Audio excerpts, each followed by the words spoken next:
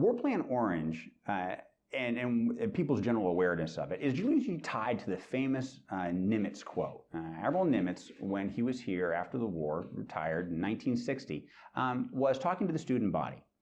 And as part of his talk, he makes the statement that the war with Japan had been enacted in the game rooms at the War College by so many people in so many different ways that nothing that happened during the war was a surprise. Absolutely nothing, except kamikaze tactics towards the end of the war. We had not visualized these. Nimitz makes that statement in October of 1960. As I said, talking to the students. And at the college, we were fortunate to actually have the recording. And when you put that quote in the larger context of what he's talking about at the time, he's talking about the value of military education. And while people have seized upon the nothing was unexpected portions, the words they should have focused on were by so many people, so many different ways. Nimitz is trying to communicate the idea that it wasn't just the game he played, and Nimitz is a student in 1923. So it's not like the Navy he's got on the floor of the wargaming facilities here at the War College is the Navy he's going to fight with 20 years later. Okay? It's dreadnoughts and biplanes, and clearly not the Navy he fought with. And yet, he still finds value. Another thing to remember is not only is it not the Navy in terms of 20 years on, during the wargaming of that time period, we got several things wrong in terms of wargaming. And this is where people want wargaming to be this highly accurate representation of reality. And yet we know, in hindsight, that our gaming of Japanese night naval tactics was inaccurate. Our gaming with some of the technologies, like the long lance torpedo the Japanese used, we woefully underestimated its range and capability. So that was wrong. How we employed submarines during the war games did not work out to be the way we used them in actual course of the war.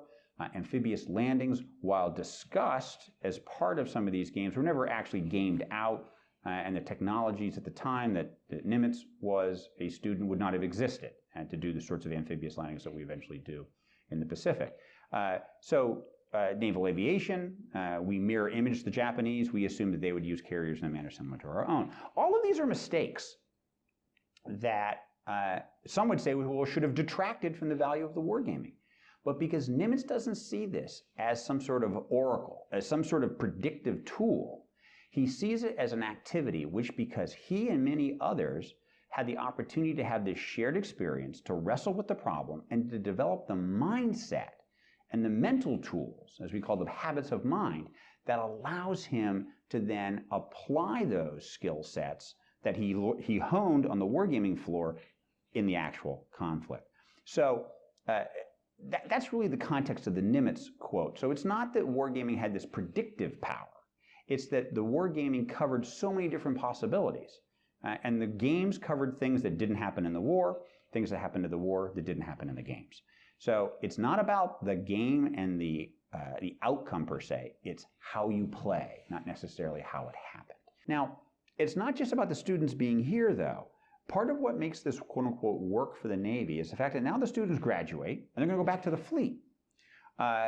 We're going to have naval graduates now going to the major planning centers, the Office of the Chief of Naval Operations, and their War Plans Division that will receive students. The various bureaus and major shore commands will receive students. And in the bureaus, many of the bureaus are responsible for the technology. This is where the Bureau of Aeronautics will be receiving students who have just spent a year gaming and looking at how are we using aircraft? What's the future of aircraft? Well, how might they play a role in naval operations? And finally, you're going to have students that go back to major command and going back into the fleet. So you have this concentration between the fleets, the War Plans Division, and the Chief of Naval Operations Office, and all the various bureaus, and the college. And we've all got students now, graduates, who have all practiced war on the floor of the War College. And they're taking this collective understanding throughout the fleet.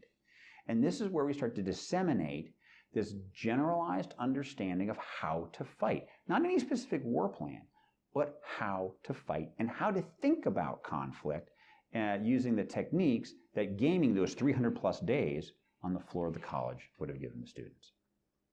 So it's not so much about the plan. And in Edward Miller's book, War Plan Orange, he emphasizes that when we talk about the plan was more of a matter of common understanding than a set of documents. Plan Orange was one of those historical credos that is said to have been noted and filed away in the Navy's corporate memory more than it was stuck in a dusty safe someplace. Naval officers were genetically encoded, is the words he uses, to understand the challenges that war in the Pacific would present. And so whether it was consciously or unconsciously, that's the memories they dug into over the course of the war, more than just trying to actually follow some plan that was stuffed in a manila envelope. So the gaming certainly contributed, but I would offer that it was more than just trying to contribute towards what a paper plan may have said was the way to fight the Japanese. It was more about bringing up a cadre of officers who had collectively studied this problem, not necessarily together. Again, we were spanning 2 decades in here in the early 20s through the 30s. But all of them are exposed to the same problem sets. Technology changes, surely, but even with those changes in technology, it's those habits of mind that gaming instills in the officers that leads them to success. And so really, it's a matter of here, we joke with Nimitz, and he's looking over his map with Axis and Allies pieces on it. And this idea that it's not that we have done this exact problem before, but we've seen something like it before and know how to tackle it. And that's the value of the War College's contribution to the war and war gaming for the World War II.